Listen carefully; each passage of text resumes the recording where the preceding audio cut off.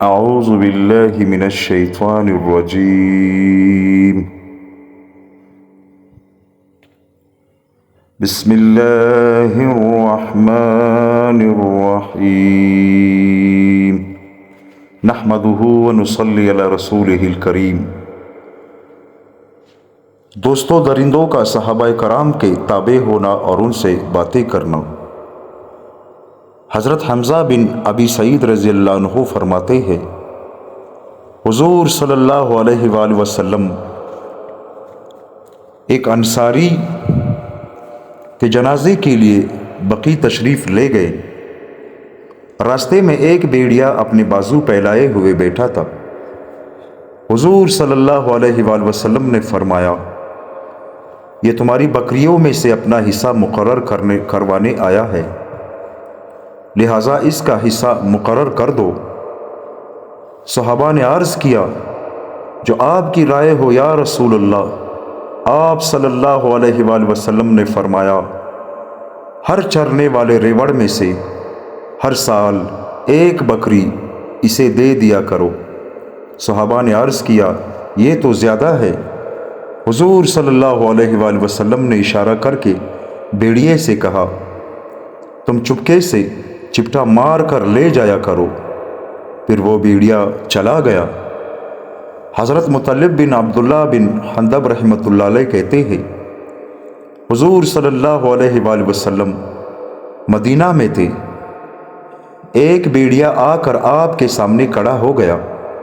حضور صلی اللہ علیہ وآلہ وسلم نے فرمایا، یہ درندوں کی طرف سے نمائندہ بن کر آیا ہے، اگر تم چاہو تو اس کے لیے کچھ حصہ مقرر کر دو، یہ اسے لے گا اور اس سے زیادہ لینے کی کوشش نہیں کرے گا۔ اگر چاہو تو اسے اس کے حال پر چھوڑ دو اور اپنے جانور اس سے بچانے کی کوشش کرو، اور یہ داؤ لگا کر تمہارے جانور جتنے لے گیا وہ اس کا حصہ۔ صحابہ نے کہا، یا رسول اللہ، ہمارا دل تو نہیں چاہتا کہ ہم اسے کچھ اپنے ہاتھ سے خود دے۔ حضور صلی اللہ علیہ وآلہ وسلم نے 3 انگلیوں سے اشارہ کر کے بھیڑیے سے کہا، تم چپٹا مار کر لے جایا کرو۔ چنانچہ وہ بھیڑیا آواز نکالتا ہوا واپس چلا گیا۔ قبیلہ جوہینیہ کے ایک صاحب کہتے ہیں، جب حضور صلی اللہ علیہ وآلہ وسلم نماز پڑھ چکے تو سوکے قریب بھیڑیوں کے نمائندے بن کر آئے اور آ کر بیٹھ گئے۔ حضور صلی اللہ علیہ وآلہ وسلم نے فرمایا، یہ بھیڑیوں کا وفد آپ لوگوں کے پاس آیا ہے، یہ چاہتے ہیں کہ آپ لوگ اپنے جانوروں میں سے ان کا حصہ مقرر کر کے انہیں دے دیا کریں، اور باقی جانوروں کے بارے میں آپ لوگ بالکل بے فکر اور بے خوف ہو کر رہا کریں۔ صحابہ نے حضور صلی اللہ علیہ وآلہ وسلم سے فقر و فاقہ اور تنگی کی شکایت کی۔ حضور صلی اللہ علیہ وآلہ وسلم نے فرمایا، انہیں واپس بھیج دو اور بتا دو کہ آپ لوگ ان کی تجویز پر عمل نہیں کر سکتے۔ چنانچہ وہ بھیڑیے آوازیں نکالتے ہوئے مدینہ سے چلے گئے۔ حضور صلی اللہ علیہ وآلہ وسلم کے آزاد کردہ غلام حضرت سفینہ رضی اللہ عنہ فرماتے ہیں، میں سمندر میں سفر کر رہا تھا، جس کشتی میں میں تھا وہ ٹوٹ گئی۔ میں اس کے ایک تختے پر بیٹھ گیا۔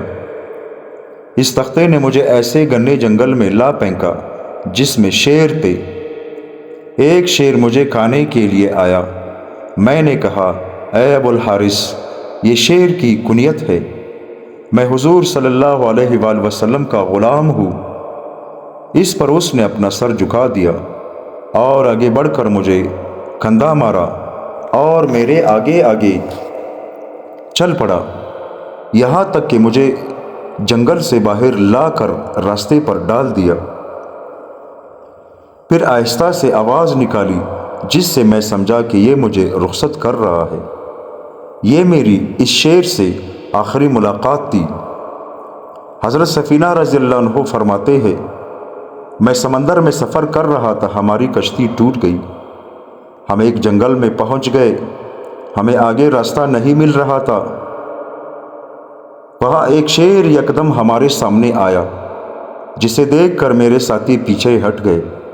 میں نے شیر کے قریب جا کر کہا، میں حضور صلی اللہ علیہ وآلہ وسلم کا صحابی سفینہ ہوں، ہم راستے سے بھٹک گئے ہیں، ہمیں راستہ بتاؤ۔ وہ میرے آگے چل پڑا اور چلتے چلتے ہمارے راستے پر لا کھڑا کیا۔ پھر اس نے مجھے ذرا دھکا دیا، گویا کہ وہ مجھے راستہ دکھا رہا تھا۔ پھر ایک طرف کو ہٹ گیا۔ میں سمجھ گیا کہ اب یہ ہمیں رخصت کر رہا ہے۔ حضرت ابن منقدر رحمۃ اللہ علیہ کہتے ہیں، حضور صلی اللہ علیہ وآلہ وسلم کے آزاد کردہ غلام حضرت سفینہ رضی اللہ عنہ ملک روم میں اپنے لشکر سے بچھڑ گئے، یا ان کو وہاں رومیوں نے قید کر لیا تھا۔ یہ کسی طرح قید سے بھاگ نکلے اور اپنا لشکر تلاش کر رہے تھے، تو وہ اچانک ایک شیر کے پاس پہنچے۔ انہوں نے کہا، اے ابو الحارث، میں حضور صلی اللہ علیہ وآلہ وسلم کا غلام ہوں اور میرے ساتھ ایسے اور ایسے ہوا۔ انہوں نے لشکر سے بچھڑنے اور قید سے بھاگنے کا سارا واقعہ تفصیل سے اسے سنایا۔ وہ شیر دم ہلاتا ہوا آگے آ کر ان کے پاس کھڑا ہو گیا، اور اس طرح اس نے اپنے تعلق اور فرمان برداری کا اظہار کیا۔ پھر آگے چل پڑا، اور راستے میں جب کسی جانور کی آواز کسی طرف سے سنتا تو دوڑ کر اس کی طرف جاتا اور اسے بھگا دیتا، پھر ان کے پاس ان کے پہلو میں آ جاتا۔ سارے راستے میں وہ ایسے ہی کرتا رہا، یہاں تک کہ اس نے انہیں ان کے لشکر تک پہنچا دیا اور پھر واپس چلا گیا۔ حضرت وہب بن ابان قریشی رحمۃ اللہ علیہ کہتے ہیں، ایک مرتبہ حضرت ابن عمر رضی اللہ عنہ ایک سفر میں گئے۔ وہ چلے جا رہے تھے کہ راستے میں ایک جگہ انہیں کچھ لوگ کھڑے ہوئے ملے۔ انہوں نے پوچھا، کیا بات ہے؟ یہ لوگ کیوں کھڑے ہیں؟ لوگوں نے بتایا، آگے راستے پر ایک شیر ہے جس سے یہ خوفزدہ ہے۔ حضرت ابن عمر اپنی سواری سے نیچے اتر کر اس شیر کے پاس گئے اور اس کے کان کو پکڑ کر مروڑا اور اس کے گردن پر تپڑ مار کر اسے راستے سے ہٹایا۔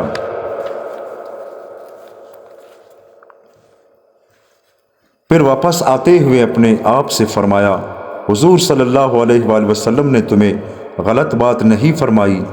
میں نے حضور صلی اللہ علیہ وآلہ وسلم کو فرماتے ہوئے سنا، اے ابن آدم، پر وہی چیز مسلط ہوتی ہے جس سے ابن آدم ڈرتا ہے۔ اگر ابن آدم اللہ کے سوا کسی اور چیز سے نہ ڈرے تو اس پر اللہ کے علاوہ اور کوئی چیز مسلط نہ ہو۔ ابن آدم اسی چیز کے حوالے کر دیا جاتا ہے جس چیز سے اسے نفع یا نقصان ملنے کا یقین ہوتا ہے۔ اگر ابن آدم اللہ کے علاوہ کسی اور چیز سے نفع یا نقصان کا یقین نہ رکھے تو اللہ اسے کسی اور چیز کے بالکل حوالے نہ کرے۔ حضرت عوف بن مالک رضی اللہ عنہ فرماتے ہیں، میں ریحا مقام کے ایک گرجا گھر میں دوپہر کو سو رہا تھا۔ اب تو یہ مسجد بن چکا ہے اور اس میں نماز پڑھی جاتی ہے۔ جب میری آنکھ کھلی تو میں نے دیکھا کہ کمرے میں ایک شیر ہے جو میری طرف آ رہا ہے۔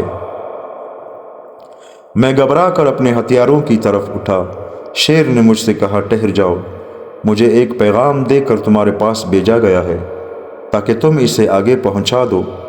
میں نے کہا، تمہیں کس نے بھیجا ہے؟ اس نے کہا، مجھے اللہ نے آپ کے پاس اس لیے بھیجا ہے تاکہ آپ بہت سفر کرنے والے معاویہ کو بتا دے کہ وہ جنت والوں میں سے ہے۔ میں نے کہا، یہ معاویہ کون سے ہے؟ اس نے کہا، حضرت ابو سفیان رضی اللہ عنہ کے بیٹے رضی اللہ عنہ۔ حضرت ابو سعید خدری رضی اللہ عنہ فرماتے ہیں، ایک بھیڑیے نے ایک بکری پر حملہ کر کے اسے پکڑ لیا۔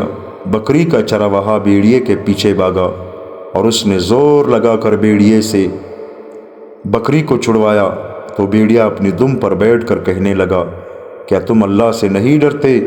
جو روزی اللہ نے مجھے پہنچائی وہ تم مجھ سے چھینتے ہو۔ اس چرواہے نے کہا، کیا عجیب بات ہے کہ بھیڑیا مجھ سے انسانوں کی طرح بات کر رہا ہے۔ بھیڑیے نے کہا، کیا میں تمہیں اس سے زیادہ عجیب بات نہ بتاؤں؟ یثرب میں حضرت محمد صلی اللہ علیہ وآلہ وسلم گزشتہ زمانے کی خبریں لوگوں کو بتا رہے ہیں۔ یہ سنتے ہی وہ چرواہا اپنی بکریاں ہانک کر مدینہ پہنچ گیا اور بکریوں کو مدینہ کے ایک کونے میں ایک جگہ اکٹھا کر کے حضور صلی اللہ علیہ وآلہ وسلم کی خدمت میں حاضر ہوا اور آپ صلی اللہ علیہ وآلہ وسلم کو سارا قصہ سنایا۔ حضور صلی اللہ علیہ وآلہ وسلم فرمانے پر مدینہ میں اعلان کیا گیا کہ آج سب مسجد نبوی میں نماز اکٹھے پڑھیں، اپنی مسجدوں میں نہ پڑھیں۔ جب لوگ جمع ہو گئے تو آپ صلی اللہ علیہ وآلہ وسلم نے باہر آ کر اس چرواہے سے فرمایا، انہیں وہ واقعہ سناؤ۔ اس نے تمام لوگوں کے سامنے وہ واقعہ بیان کیا۔ حضور صلی اللہ علیہ وآلہ وسلم نے فرمایا، اس نے سچ کہا ہے، اس ذات کی قسم جس کے قبضے میں محمد صلی اللہ علیہ وآلہ وسلم کی جان ہے، اس وقت تک قیامت قائم نہ ہوگی جب تک کہ درندے انسانوں سے باتیں نہ کرنے لگے اور آدمی اس کے کوڑے کا سر اور اس کی جوتی کا تسمہ بات نہ کرنے لگے۔ اس کے گھر والوں نے اس کے بعد جو گڑبڑ کی ہے وہ اسے اس کی ران نہ بتائے۔ قاضی ایاز نے ذکر کیا ہے کہ بیڑیے سے حضرت حبان بن اوس رضی اللہ عنہ نے بات کی تھی، اس لیے انہیں بیڑیے سے بات کرنے والا کہہ کر پکارا جاتا تھا۔ اور ابن واہب نے روایت کی ہے کہ بیڑیے سے بات کرنے کا واقعہ حضرت ابو سفیان بن حرب اور حضرت صفوان بن امیہ رضی اللہ عنہما کے ساتھ بھی پیش آیا تھا۔ انہوں نے دیکھا کہ ایک بیڑیا ایک ہرن کو پکڑنے کی کوشش کر رہا ہے۔ اتنے میں ہرن حرم میں داخل ہو گیا تو وہ بیڑیا واپس جانے لگا۔ اس سے ان دونوں کو تعجب ہوا۔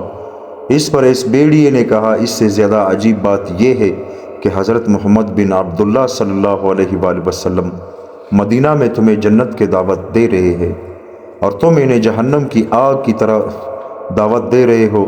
یہ دونوں حضرات اس وقت تک اسلام میں داخل نہیں ہوئے تھے، اس لیے حضرت صفوان رضی اللہ عنہ سے حضرت ابو سفیان رضی اللہ عنہ نے کہا، لات و عزیٰ کی قسم اگر تم نے مکہ میں اس بات کا تذکرہ کیا تو سارے مکہ والے مکہ چھوڑ دیں گے اور مدینہ چلے جائیں گے۔